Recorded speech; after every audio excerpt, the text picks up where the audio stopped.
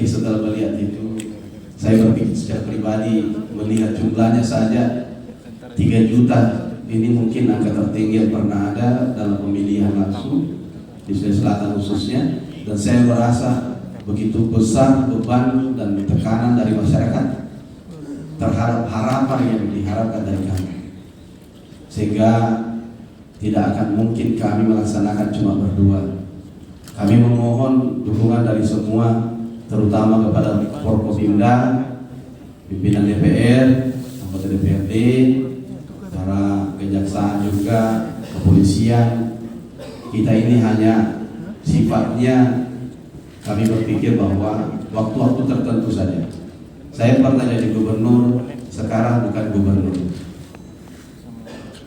Sekarang ditetapkan jadi terpilih, jadi saya pikir ini masalah siklus saja, dan yang tertinggal adalah apa yang kita lakukan untuk masyarakat. Tentunya atas nama kami berdua, Bapak Gubernur terpilih Bapak Andi Sudirman Sulaiman dan saya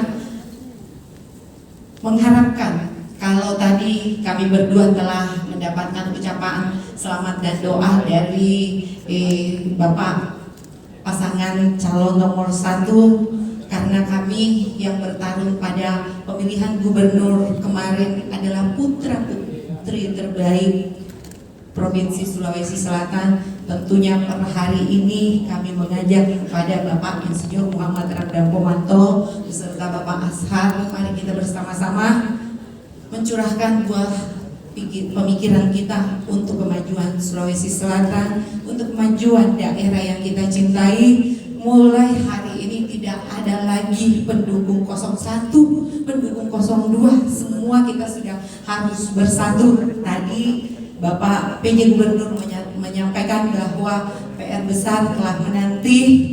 Tentunya untuk itulah kami memohon kepada seluruh lapisan masyarakat Sulawesi Selatan, mari kita semua bahu-membahu bergandengan tangan untuk menuju masyarakat yang lebih maju, untuk Sulawesi Selatan yang lebih maju ke depannya tentunya.